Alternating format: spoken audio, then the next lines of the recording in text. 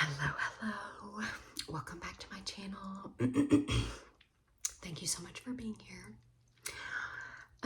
Today I'm going to do a story time, and I had somebody ask about this a while ago. I did about a year ago, well, more than a year ago now, but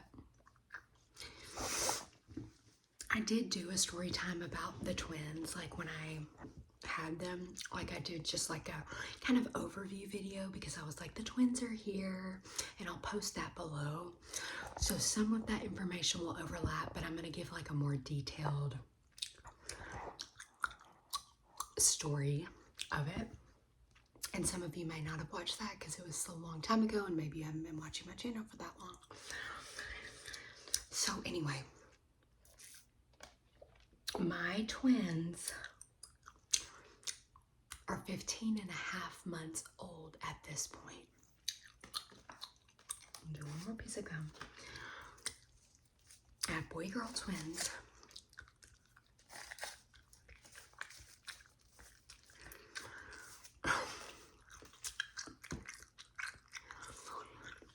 Thinking back to my pregnancy and my actual birth with them is so bizarre. I mean, it's the most bizarre thing I've ever done.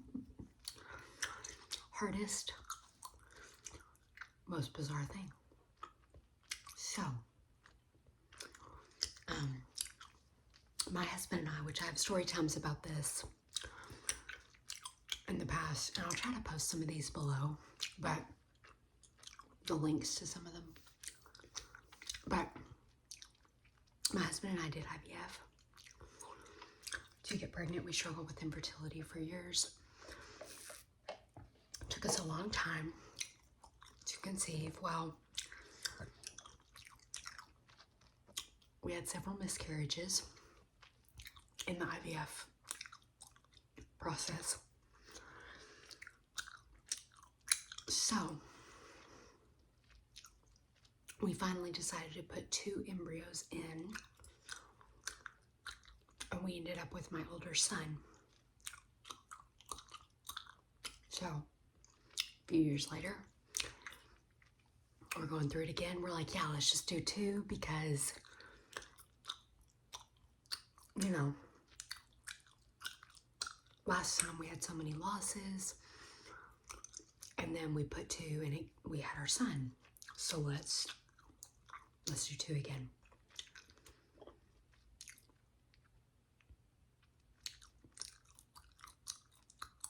So obviously we knew twins were a possibility. We did not think it was very likely because of our history. So we found out it was twins in the ultrasound room.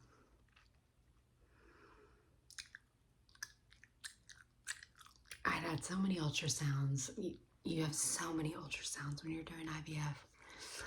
But like, you kind of learn what you're looking for. And when she first had that one, I was like, oh, no. I was like, oh my word, she's about to, like, I was looking at the screen and I was like, I'm pretty sure I just saw 2 like sacs. And she was like, okay, we've got twins. And my husband just started squeezing my hand. And he just kept getting tighter and tighter and tighter. And she was like, let me check this one out. Let me check this one out. Let me make sure there's nothing else. And my husband was like, what? What do you mean? Well, she had just had somebody recently in there who they put 2 embryos in. Both of them took, and one of them split into 2. So this lady was having triplets, 2 identical and 1 single, but all at the same time. Oh my word. So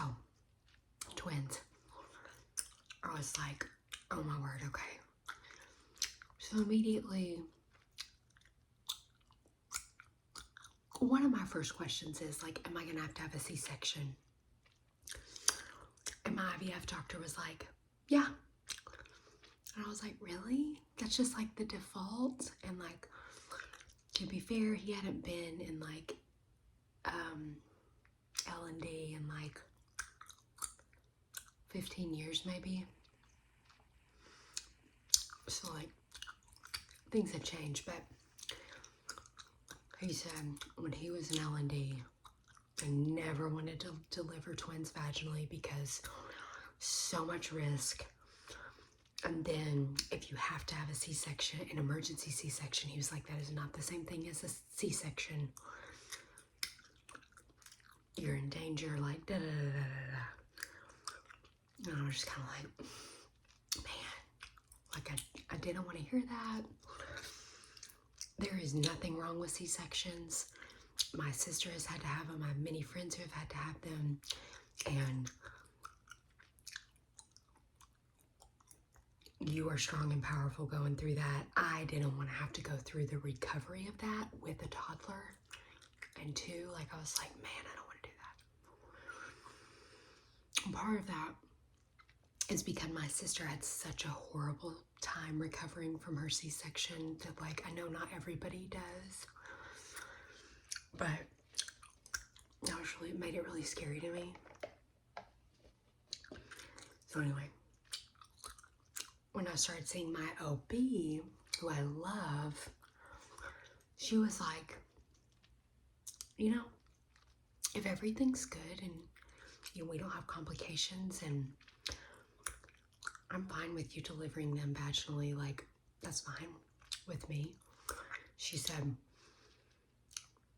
as long as baby A is head down, because baby A comes out first. She said, because like some doctors would say like, oh no, only if both babies are head down will I do it. And my doctor said, as long as baby A is head down, even if baby B is breech, I'll do it, because I can often turn that baby. I can often turn the second baby after the first baby has come out, because there's so much room all of a sudden. Sometimes they flip on their own. Even if both babies are head down to start with, sometimes that baby B flips breech anyway, because all of a sudden there's all this room in the uterus. So like you can't guarantee both babies being head down no matter what.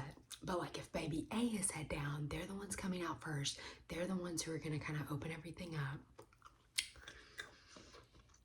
So she said, as long as baby A is head down, I'll do it. And she said, you'll have to be in the OR just in case. Because like with twins, there's a higher risk of C-section. So we'll have to deliver them in the OR just in case. And I was like, I'm fine with that. Okay. So we went,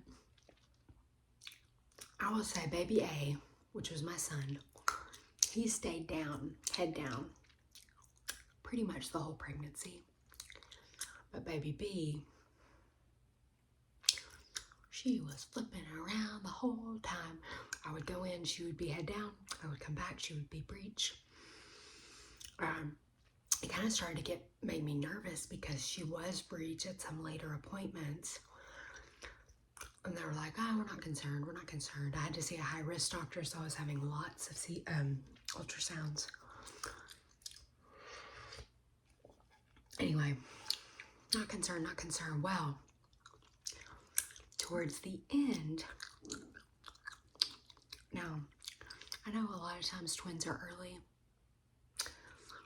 My twins were hanging on for dear life. I mean, I was so miserable. I kept thinking, okay, come on. Come on, come on. And I didn't want them to come too early. I wanted them to have all the time they needed. But I was also like, oh my word, they were measuring so big from the beginning. For some reason, IVF twins are statistically bigger. I don't know why. But I was like, oh no. So my doctor agreed to induce me at 37.6, so basically 38 weeks. She was like, I'm good with inducing you then. They have everything they need at that point. Like, and here's the thing. Many of the doctors where I'm at did not want to deliver the twins vaginally. My doctor was good with it. I'm in a place where you get whatever doctor's on call. You don't get to choose your doctor that delivers your baby. Whenever you go into labor, you get the doctor that's there. So I wanted to schedule it to be with her because I knew that she was on my side and like she was willing to give me a fighting chance to deliver them vaginally. So I wanted to be induced. I was like, yeah, I don't want to go up there, have no idea who's working, and they say, oh, she's pregnant with twins. Yeah, let's do a C-section. I wanted like somebody that I knew and trusted would work with me. So the morning of induction, I like woke up at like 3 a.m. I got like a few hours of sleep. I was so excited and just nervous. Like you don't know what's happening. You don't know what's coming. I went to Chick-fil-A. I was there as soon as they opened. I got myself a chicken, egg, and cheese biscuit. I knew it was going to be the last thing I could eat for a long time. I got my husband some food. Came back home. Got ready, did my makeup, did my hair. I mean, I was like, yeah, like I'm going to have these babies. I did have strep B with the twins, so I had to get like 2 hours of an IV drip, 2 or 3 hours of an IV drip before they induced me because of that. So we got there at 8 a.m. I think. It was all very chill. The last time with my son, I went into labor naturally at 40 weeks and 2 days. And I was in the throes of labor when I showed up at that hospital. I was like, get me to a room, get me to a room. I thought I was about to have him. Like, I was like, whew. This time it was so chill. It was like, we've checked in. Okay, take a seat. They'll come get you in a minute. Just sat down. They rolled out the wheelchair to put me in it. Took us to our room. So chill, so happy. Got me hooked up. It was just very calm, at ease. It was kind of nice, honestly. And to like have the childcare lined up for my son, I was like, this was the right decision for this birth. So I did the 3 hours of my medicine. It was like 2. I think you had to do it for 2 hours, but by the time they actually induced me, 3 hours had gone by from the time I like checked in. So then they started the Pitocin and just put on a low dose. Like my doctor was like, we have made it this far. I want you to be able to do this the way you want to. So like, we're going to go slow and steady because I don't want to rush this. If we try to rush it, you might have to have a C-section. So I was like, okay, which like, you're so ready. But I was like, yes, of course, that's of course the right thing. So I just kind of had to buckle up to be like, okay, it's going to be a long day. So that was at 11 a.m. We started the Pitocin. I mean, I started feeling the contractions, but it wasn't bad. I was like, okay. They would like come in and check me periodically. I was like slowly starting to, dilate. I was still just like so chill. Like they were uncomfortable. They started getting more uncomfortable, but I was just like, I'm fine. I mean, I'm fine. They kept being like, do you want the epidural? Because my doctor said, which I did want the epidural, but my doctor was like,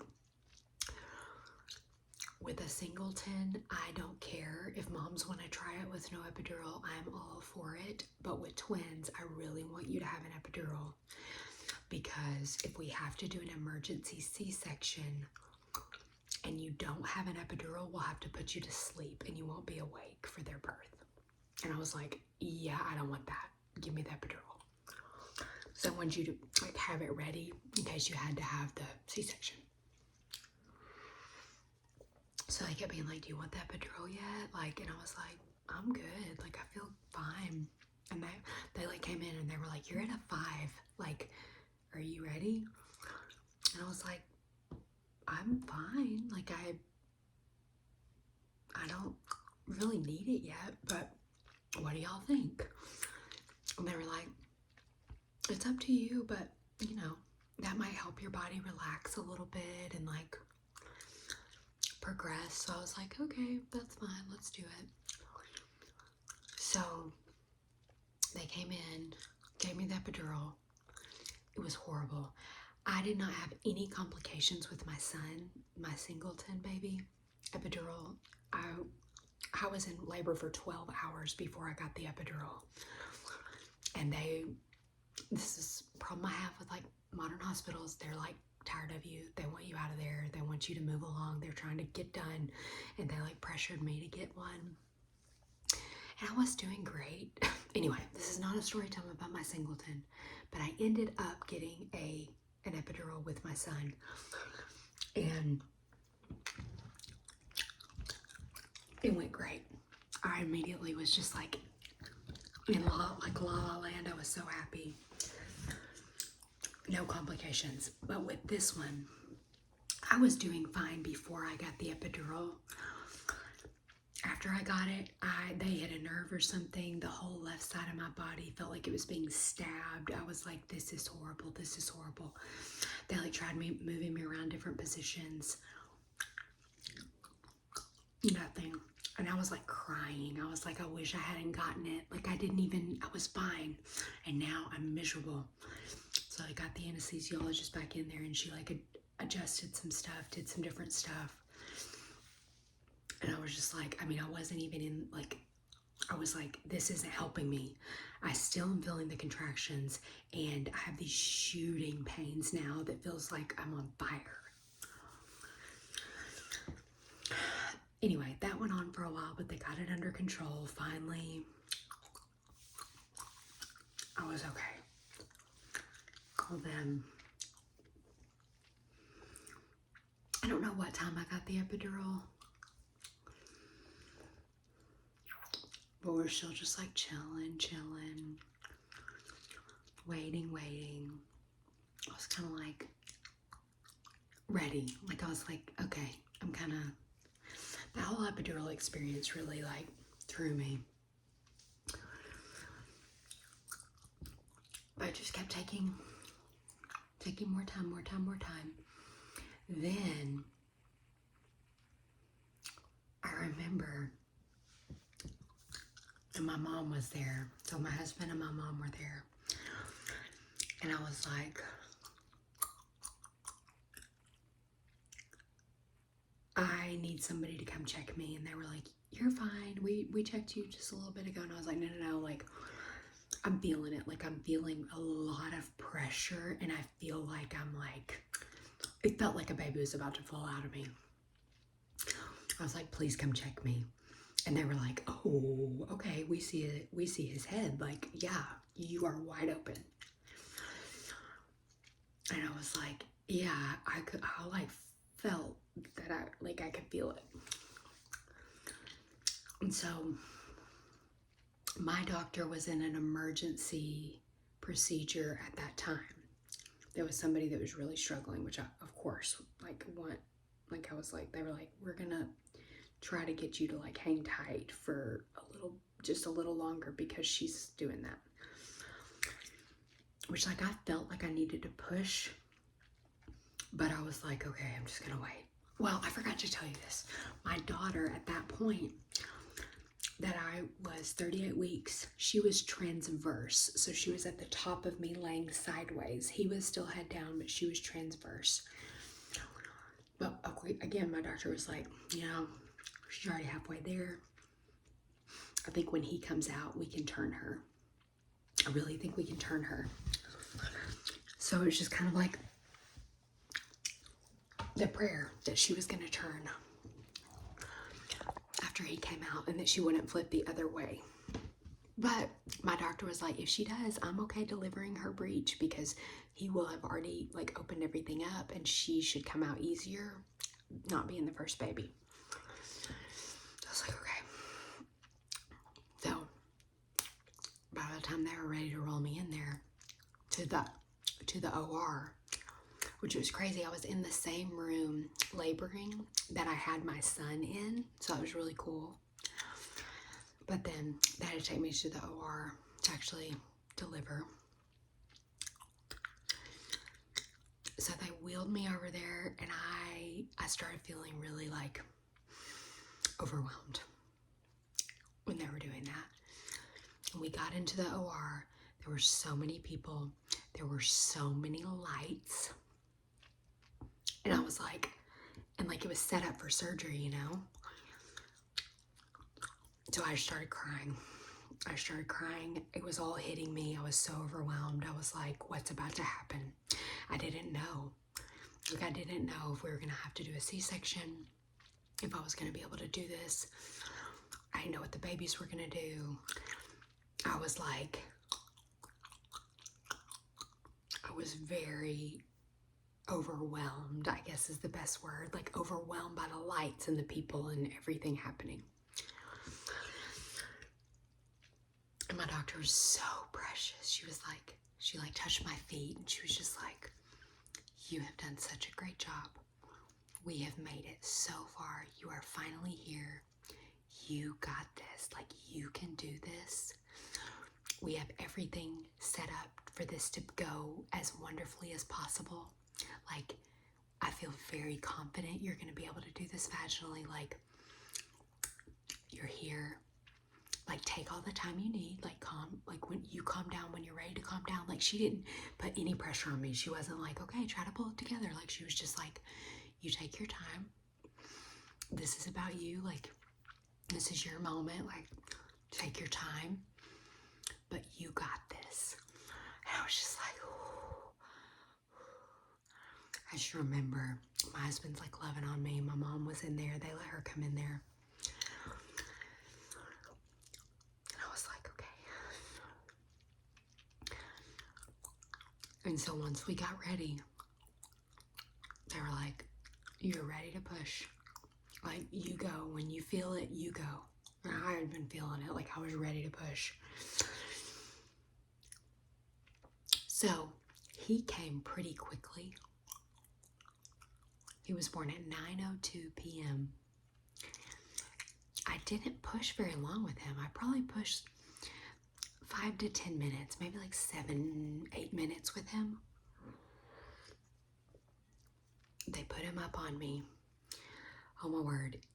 That was like the most surreal experience. He was laying on my belly for a minute because they did like the delayed cord clamping. He was laying on my belly. My husband eventually cut the cord, and then I'm holding him up here, this brand new baby, 6 pounds, 9 ounces, healthy baby boy. And yet there's still another baby who has to, okay, sorry. There was still another baby in me to come out. And I was like, it's just like so overwhelming and bizarre. So anyway, they were working on her, trying to move her down, trying to turn her to come down. And then after like several minutes, after maybe like 5 minutes, 10 minutes, I was still holding him. They were still working on it. And then they were like, okay, we're ready for you to push. And I was like, and I still had my son. And I was like, with him? And they were like, yeah, like, go ahead. I'm like holding him. And I go through like a full round of like pushing. And I was like, yeah, this is, y'all got to take him off of me. I can't do this. So they were like, that's fine. We'll let daddy take him and like be with him while you push her. So I had to like push her down. Like she was still up, and I had to push her down to get her into position, which was crazy. So that took a while.